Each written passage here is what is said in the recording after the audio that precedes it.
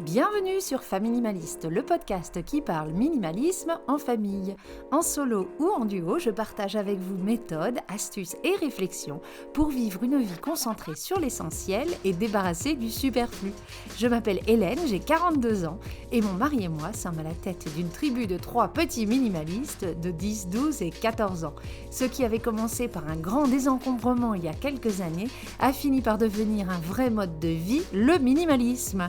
J'ai fini par m'intéresser à tout ce qui touche à ce sujet et je me suis formée au tri et à l'organisation. Je suis maintenant home organizer certifié et j'accompagne à distance les familles qui souhaitent vivre mieux avec moins. Aujourd'hui, je vous propose un épisode en duo avec Karine Vignier, home organizer et décoratrice d'intérieur. Karine partage avec nous ses astuces pour avoir un intérieur chaleureux et coloré, même lorsque l'on a peu autour de nous. Alors, à vos papiers et à vos crayons, prenez bien ces astuces. Et si vous avez la flemme, vous pouvez toujours télécharger la fiche méthode de l'épisode qui reprendra les grandes lignes. On parle home organizing, décoration et rangement. Allez, c'est parti pour l'épisode du jour.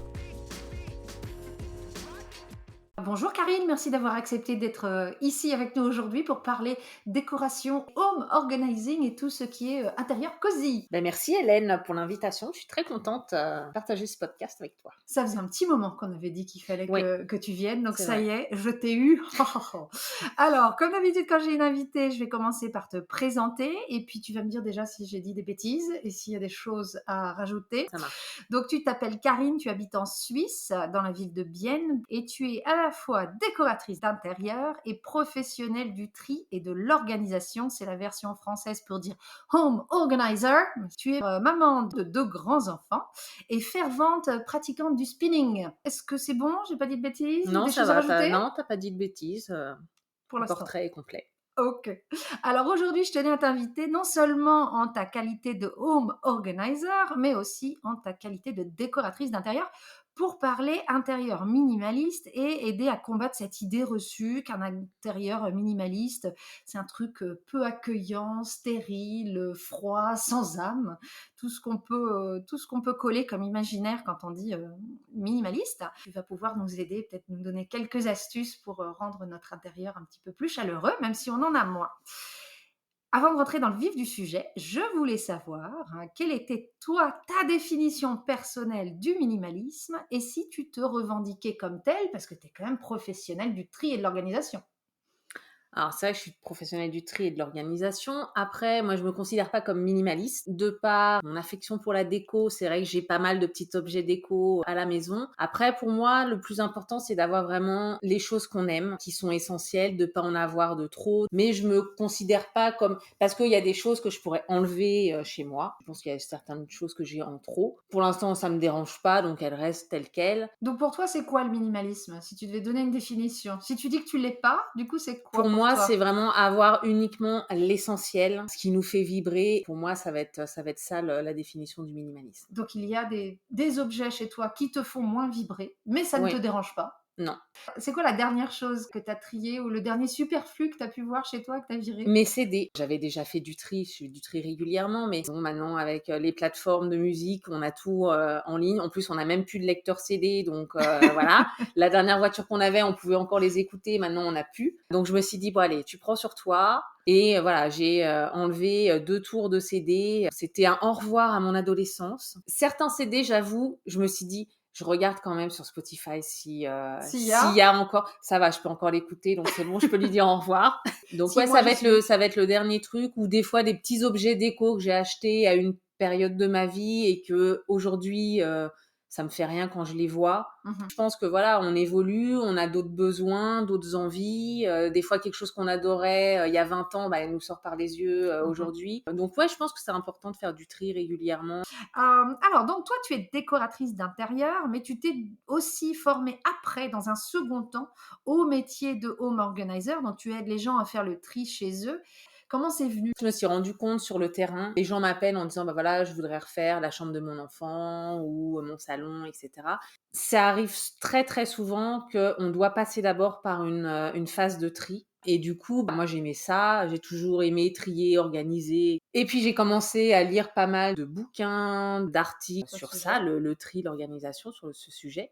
Et j'ai découvert qu'il y en avait, c'était leur métier. Et je me suis dit: «Bah tiens, ça pourrait être pas mal d'avoir ça». C'est assez complémentaire avec la décoration d'intérieur. Donc bah, j'ai suivi une formation en 2021, Mmh. pour, devenir professionnelle de l'organisation. Et c'est vrai qu'aujourd'hui, je mélange en général Les 2. les 2 compétences, sur le Donc terrain. si toi, quand tu arrives, en fait, tu t'aides à tout virer et en plus, à la fin, c'est joli et c'est pratique Voilà. et d'accord. On a souvent cette impression que trier, c'est facile. Pourquoi les gens font appel à toi? Je pense que les gens qui appellent les home organizers, c'est des gens vraiment qui, alors soit ils ont pas le temps, ils veulent que ça aille vite, il y a une pièce qui pose souci, ou des gens qui se sont laissés déborder. Voilà, il y a des incidents de la vie ou Mmh. des chamboulements, l'arrivée d'un bébé ou, une séparation ou des fois une maladie ou un burn-out font qu'on laisse un peu son intérieur, un peu à la dérive.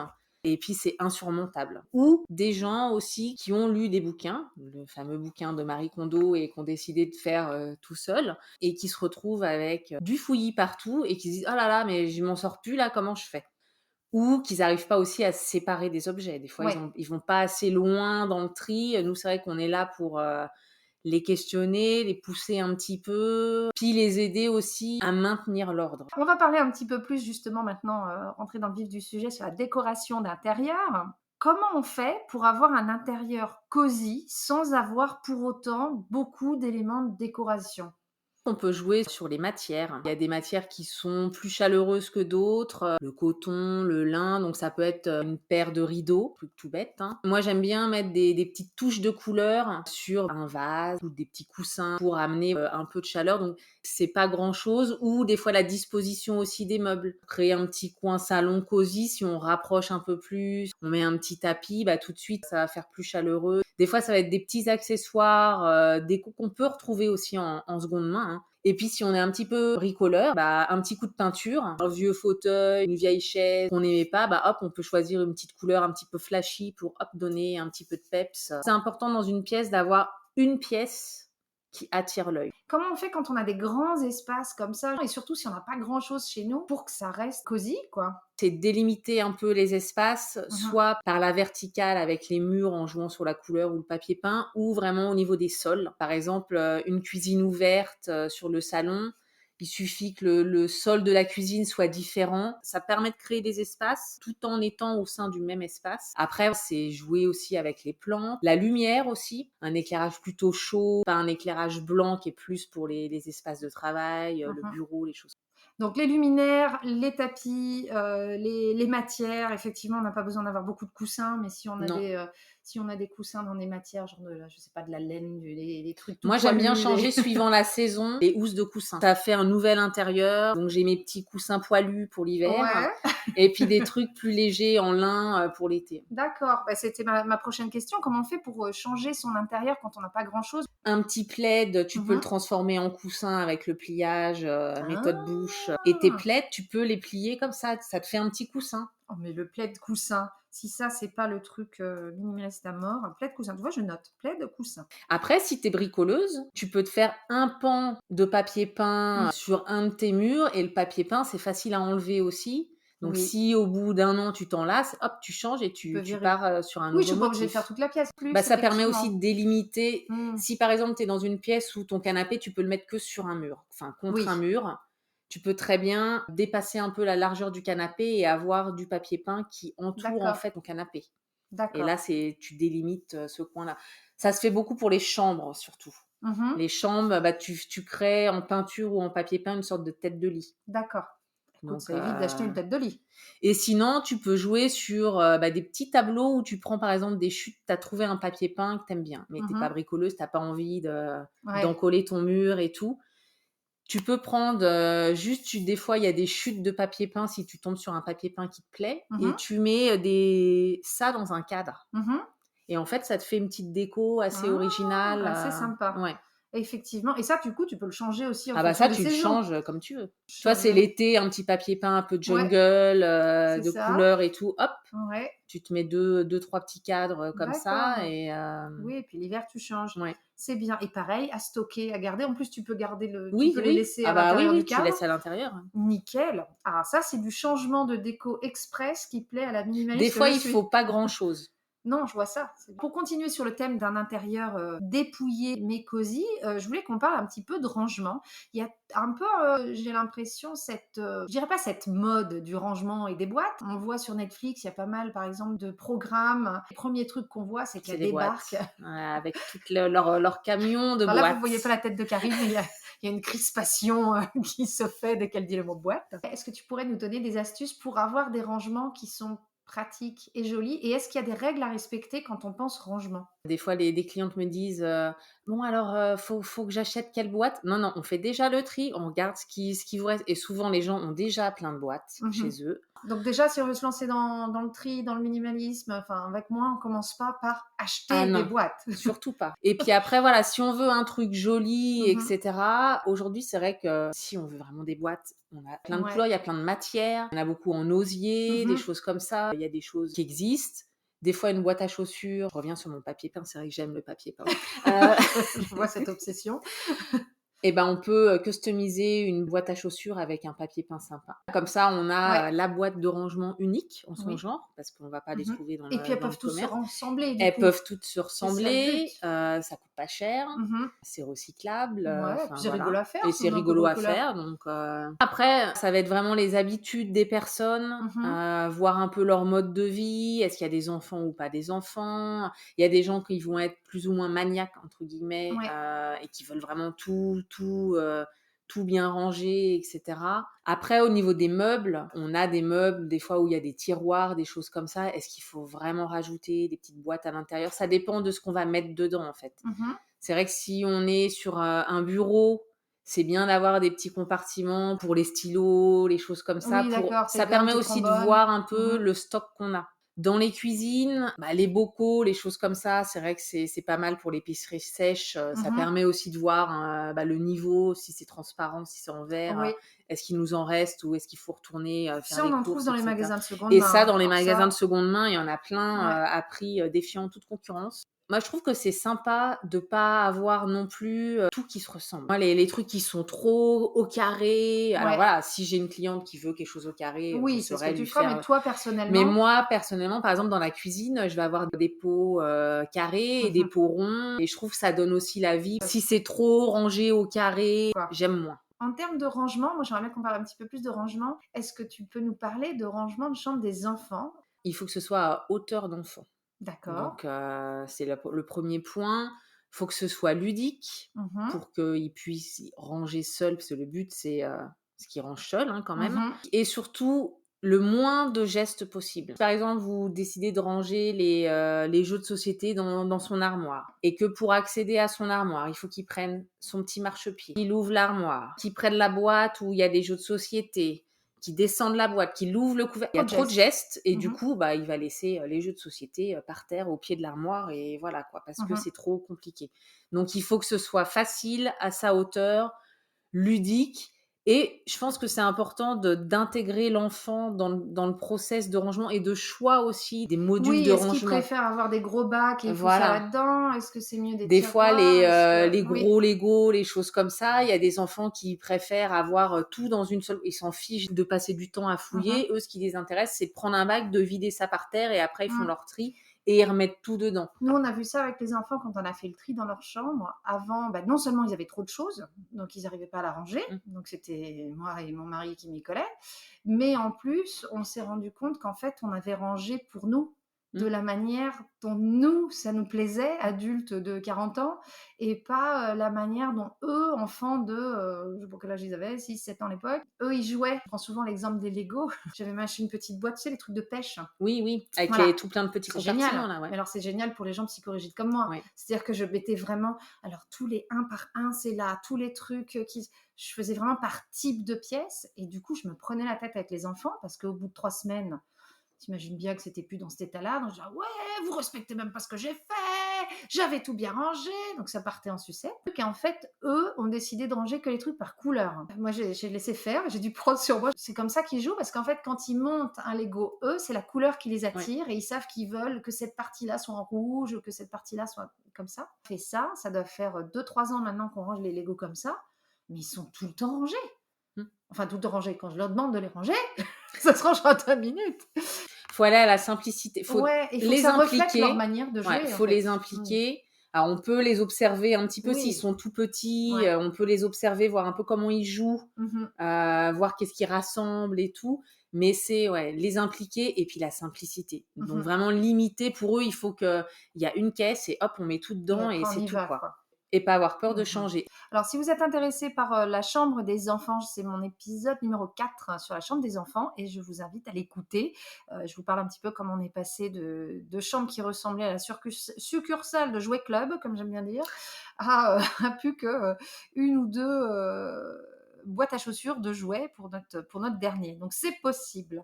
Tu parlais, là, du coup, je réagis un petit peu, on parle de rangement pour les enfants, d'avoir le moins de gestes possible, mais je suppose qu'on peut se l'appliquer aussi à nous, dans d'autres endroits. Il y a des endroits en particulier où il faut qu'on fasse attention justement à ce côté plus pratique que côté esthétique. Ça va être surtout pour la cuisine. Il faut que ce soit facile, il faut que ce soit à portée de main aussi. Ce qu'on utilise le plus souvent, l'avoir à portée de main, ou le service à fondu à proximité immédiate. Non, les choses qu'on utilise moins, les mettre... vraiment la notion de proximité. D'accord, donc et puis que ce soit facile. Plus on s'en sert, plus ça doit être à portée. Voilà. Et dans la notion de moins de gestes, s'il n'y a pas besoin d'un couvercle, on le vire, même si la boîte a été virée. Ce qu'on se dit, j'ai acheté une boîte, elle vient avec un couvercle, il faut que j'utilise le couvercle. Tu me donnes l'autorisation d'enlever le couvercle? Oui. On n'a jamais une bonne Il y a 2 écoles. Alors déjà, c'est on vide le fameux placard ou tiroir à tupperware. Là. On vous connaît, on sait que vous en avez un. On regarde déjà si chaque boîte a son petit couvercle. Si on a une boîte qui a plus son couvercle, si elle est un peu rectangulaire, je le garde pour ranger à la verticale les couvercles. D'accord. Comme ça, ils sont contenus à un endroit. Et puis, le tube que je n'utilisais pas parce qu'il n'y avait plus son couvercle, finalement, il me sert pour ranger les autres couvercles. Il y a 2 écoles pour les tupperwares. Il y en a qui aiment bien avoir... toutes les boîtes avec le couvercle rangées comme ça, mais ça prend de la place. C'est ce que je fais maintenant. Mais ça j'ai prend de la place chez moi, vu que j'ai pas beaucoup de choses. Ça prend de la place. Après, moi, je suis plus suivant les formes, je les empile et j'ai les couvercles qui sont rangés à la verticale à côté. Et ce qui est bien aussi, nous, on avait fait notre premier grand tri, on a trouvé plein de boîtes qui n'avaient pas de couvercle. C'est effectivement les réutiliser après, comme tu disais, dans les tiroirs. Au final, on arrive gentiment à la fin de cet épisode. Au final, pour toi, qu'est-ce qui fait qu'on se sent bien dans sa maison? Pour moi, on se sent bien dans sa maison s'il n'y a pas grand-chose autour, s'il n'y a pas trop de choses qui m'envoient des messages. La pollution visuelle. Voilà, la pollution visuelle, le fameux bruit visuel de « range-moi, nettoie-moi », machin, tout ça. Donc moi, je me sens bien là-dedans, mais est-ce que tu aurais une définition un petit peu plus universelle? Qu'est-ce qui fait qu'on se sent bien quelque part? Être entouré d'objets ou de choses qu'on aime bien, qui nous rappellent un souvenir ou des choses comme ça, sans qu'il y en ait trop. Les choses mises en valeur. Si on a un objet déco vraiment qu'on aime et on a une bibliothèque à cases, on peut partir on vide une case de la bibliothèque et on a juste un objet. Ne pas avoir peur du vide. Parce qu'on a souvent peur du vide, c'est aussi ça qui, je pense, empêche les gens d'aller loin ou de se lancer dans ce mode de vie minimaliste. C'est cette idée, comment ça, un mur avec un seul tableau, une étagère avec un seul objet, mais est-ce que ça va pas ressembler du coup à une salle d'attente de médecin? Ouais, mais justement, ça va être le focus, c'est la pièce qu'on aime regarder, et on n'a pas envie qu'elle soit polluée ou qu'elle disparaisse autour de plein d'autres choses. Donc, on va la mettre en valeur. Donc, soit un tableau sur un mur ou un objet dans une case de bibliothèque, sur un meuble. On peut avoir peur du vide. Un dernier message ou conseil que tu aimerais faire passer aux gens qui aspirent à une vie plus légère, à un intérieur plus facile? On a dit beaucoup de choses, mais est-ce que tu aurais un dernier conseil ou une dernière chose à dire? Je dirais, c'est de revisiter son intérieur. En se disant, si demain, je cherche un nouvel appartement et je visite le mien, je le visite, je me promène dans toutes les pièces et je regarde s'il y a des choses, pas qui m'agressent parce que le terme est un peu trop fort, mais qui me titillent visuellement, et se dire, finalement, peut-être ce truc-là, il faudrait peut-être que je l'enlève, ou peut-être que... Oui, la circulation est fluide. Voilà, voir sous un œil nouveau, donc se prendre un petit calepin pour se noter un petit peu les trucs. Parce que, voilà, c'est ce qu'on disait au début. On change, il y a différentes étapes dans la vie et cetera. Peut-être que quand on a emménagé dans cet appartement-là ou cette maison, on avait peut-être une vingtaine d'années. Maintenant, on a des enfants et cetera. Donc ouais, c'est revisiter son intérieur comme si on était dans une démarche de: «Je dois changer de logement, j'en visite un. Ouais. Est-ce que finalement ça me plaît ou non? Ou Mmh. est-ce qu'il y a des choses qu'il faudrait modifier?» Et après, si on a envie d'avoir un intérieur plus confortable et plus joli et qui nous ressemble, de toute façon, on commence par le tri. Le tri, Tant c'est qu'à la faire. base. Je crois que tu as une, liste de 50 objets, c'est ça? À Oui. télécharger gratuitement? Je Des mettrai objets inutiles, qu'on a tous, hein. On se dit: «Ça prend pas de place» et en fait, c'est des choses qu'on ça sert à rien de les garder, quoi. mmh Donc ça permet en plus de se mettre un peu en route, Oui, c'est un bon défi. de commencer à trier avec des choses où il y a aucun affect. Parce Ouais. que vraiment sur la liste, c'est des Oui, tu choses, as les on stylos s'en cassés, les fiche, enfin magazines voilà, trop quoi. lus et tout ça. Et ça permet de voilà, de se mettre Mmh. en route et souvent ça donne, l'envie d'aller plus loin et de se dire: «Bah, finalement, ah bah, ouais, je vais m'attaquer après aux livres Ouais. ou aux vêtements ou aux jouets ou» Alors, je mettrai le lien pour la télécharger dans la fiche méthode, si vous voulez télécharger cette liste des 50 objets inutiles. inutiles à virer de chez vous. Si vous avez du mal, au moins vous avez une pro qui va vous donner la permission d'enlever tous ces objets inutiles. Avant de rentrer dans le plus difficile, Mmh. on commence par l'inutile. Karine, où est-ce qu'on peut te retrouver si on a envie de te suivre et bénéficier de tous tes conseils, tri, déco, organisation, rangement? Alors pour tout ce qui est conseils, tout ça, bah, sur ma page Instagram, Libre D'accord, Espace, et sinon, bah, sur, mon site internet, librespace.ch. super. Je mettrai tous ces liens dans la description de l'épisode ainsi que dans la fiche méthode. Merci beaucoup Karine. Merci Hélène, Je c'était suis très sympa. je suis sûre qu'on refera un épisode, Ouais. d'ici peu. Bah oui, On a plein de écoute, choses, ouais. tu as plein de conseils encore à partager. Merci Karine. Merci Hélène. Et voilà pour l'épisode du jour, j'espère qu'il vous aura plu et qu'il vous aura rassuré que vivre avec moi ne veut pas dire vivre dans un intérieur stérile. Votre chez vous peut vous ressembler, être aussi coloré et chaleureux que vous le voulez. Comme d'habitude en description, vous retrouverez tous les liens pour rentrer en contact avec notre invité ou pour rester en contact avec moi, les pages Instagram, Internet ainsi que mon adresse email. Et si vous aimez toujours ce podcast mais que vous n'avez pas pris le temps de le faire, merci de me laisser des cœurs et des étoiles ainsi que des commentaires sur vos plateformes d'écoute, c'est la meilleure manière de me soutenir dans sa création. Je vous dis à très bientôt et en attendant, n'oubliez pas, vivre avec moins, c'est vivre avec mieux.